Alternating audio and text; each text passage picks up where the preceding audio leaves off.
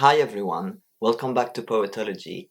I know it's almost the end of March, and by the time I post, it could even be April. It's really late for me to be doing this, but I still wanted to do it because it's so important for me to have this every year so I can remember what I've loved reading. And I will be talking about novels, poetry, and non-fiction, 3 books each. I read 66 titles, which is not a huge number, not a small number either for me, and that involves everything I've read. So that could include magazines and shorter forms, as well as big books. I just list everything together.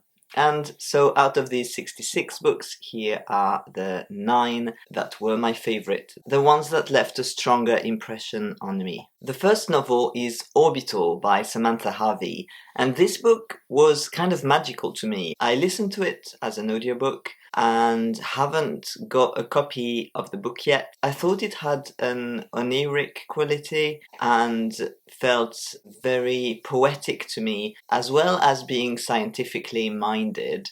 It's kind of a geeky, poetic book in a way. It is about astronauts who are orbiting the Earth, and it goes over a full orbit, which is, I think, a 24-hour period. It goes over a full orbit, and as they fly above the country of their birth, each of the characters think about their life.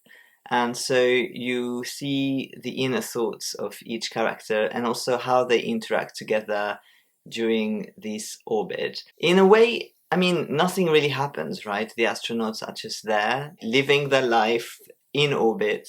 It's hilarious that I'm presenting this as my favorite book of 2026, and yet my partner, who is currently reading it, finds it really boring and is struggling to get through this short novel. But to me, it was something very special and really took me somewhere else, and I loved the slow pace of the novel and the fact that not very much happens because it is told so beautifully and it describes an environment that is so foreign to me and yet also makes me reflect on our human lives and what life on Earth is like viewed from outer space. Number 2 was a random pick I found in a New York bookshop when I was there a year ago now, and it is The End of August by Yu Miri. It was on display and I'd never heard of it, and I picked it up and I thought, you know what, I don't think I've ever read a Korean book.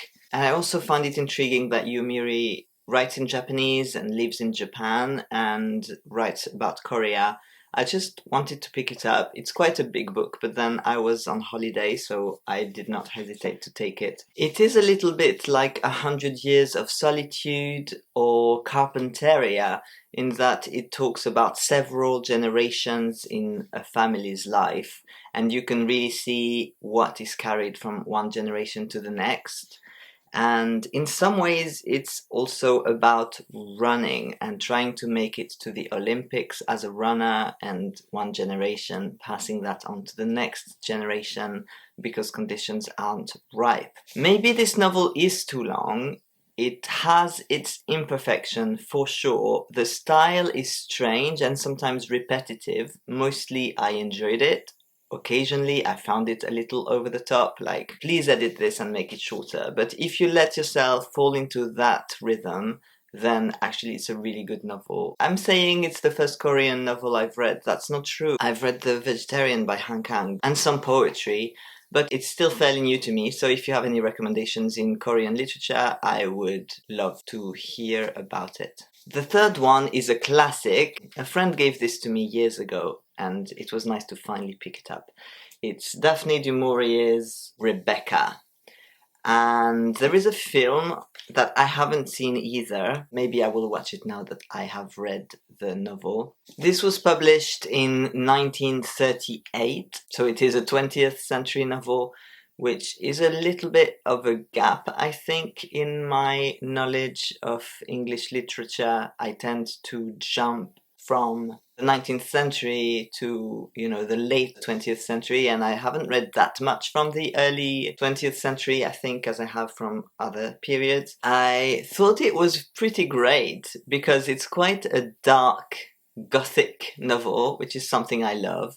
And it's a love story, but not a conventional one. I loved the depiction of the natural world and how that reflects characters' inner lives in a way that is reminiscent of many 19th century English novels, but felt a bit more modern. You just slowly unveil what happened in the past. I'm not sure why I had never come across it before. It's really something I would recommend looking into if you haven't heard of it, to see if it also catches your fancy. But yes, if you like older gothic love stories, this is an interesting one to add to your repertoire. Moving on to poetry, I was really interested to hear about and read Hit Points, an anthology of video game poetry. I don't tend to talk about video games on this channel, but I am also a gamer, and I have been really interested in this interplay between poetry and video games lately. So reading this collection of poems was very interesting. It's edited by Aaron Kent and Matthew Hay. It's quite short, but it has an interesting array of poets with different styles and different approach to video games. I haven't found exactly what I was looking for, but that is a good sign because I hope I can write it myself. Then number 2 was actually difficult to decide, but I ended up going for this very short pamphlet, Walking Contagions by Dale Booton, published by Polari, because first of all I loved the handmade feel of it. It's hand-stitched. You can see that the threads hang out of the book. It's printed on fairly thick pink paper in blue ink, which already gives it quite a special style, and I loved the poetry as well. It's about the AIDS crisis and about homosexuality and how to deal with the fear and the pain that came with that era and the heritage from those years. I was gifted this for my birthday by my partner, which probably also gives it a special dimension. I was really taken by this poetry, and I hadn't known about Dale Booton before, so that was a really great discovery. Finally, I want to briefly mention Homography by Nathan Evans. I interviewed Nathan recently. Please have a look at that video linked up here. It would mean a lot to me if you watched it and learned more about this. But it's also a gay collection, largely about autobiography and about exploring the heritage left by older gay men, about gay culture, especially in London. I was asked to write an endorsement for it, and I really loved spending time with the book and its author. Finally, the last section is non-fiction, and I will start with a memoir that I've already read twice, which is My Good Bright Wolf by Sarah Moss. I have read most of Sarah Moss's books. I think I've only missed 1 or 2. Sarah Moss was my seminar leader at the University of Kent when I did an Erasmus year in 2009. So I remembered her talking about writing, and I kept following what she published after that. And this is different from her usual novel writing because it's a memoir, and it's a memoir that focuses on anorexia.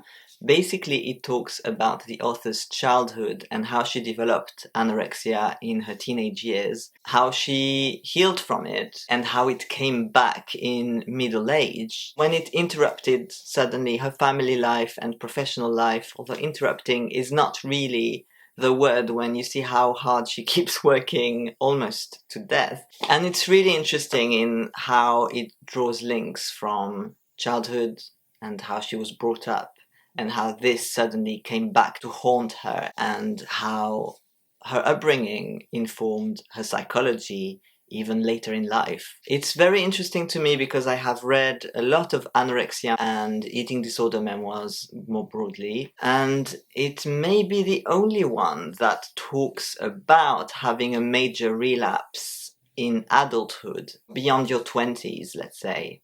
someone who is in her 40s, I imagine, late 40s, having a major relapse like this, and the story being told from a much more mature perspective. And she writes extremely well, as always. So yes, this was something that really spoke to me. Second one was quite a big discovery for me. It was Joanna Hedver, How to Tell When We Will Die, which is about disability. It's a collection of essays.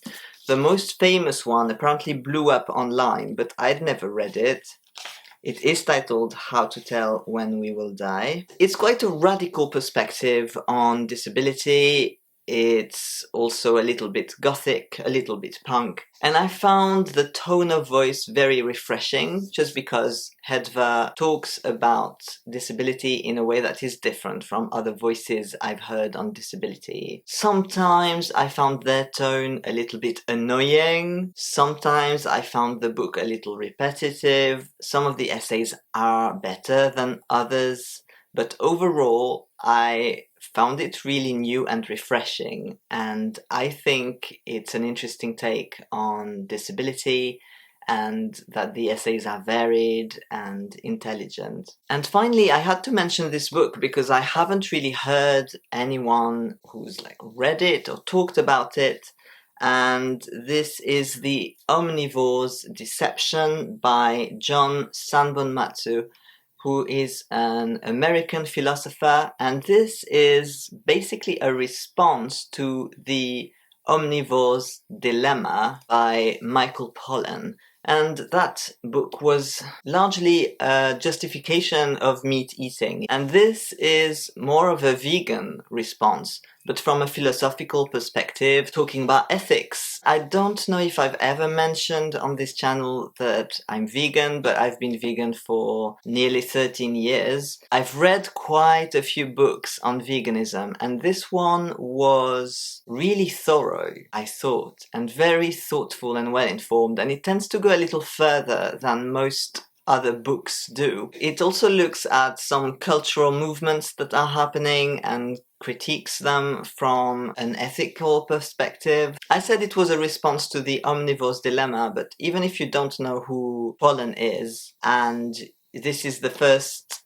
thing you've read, you will be absolutely fine, because it presents so many arguments from scratch that you don't really need to know what the original reference was. It's explained very well and it's very thorough. I feel like even just reading the introduction would give you a sweeping view of the argument for veganism. And so to me it was quite important to see this book come out. I'd read the introduction before the book came out, bought it to support the author, and had a really kind email exchange with John as well. So I really wanted to support this book by mentioning it here and suggest it to anyone who wants to know a little bit more about the reasons behind veganism, be it, environmental, ethical, or, in terms of animal rights. And this is mainly centered on animal rights, even as it mentions the other arguments too. These are my favorite books of 2025. So tell me what you've been reading in 2025 and what will stay with you in the comments below.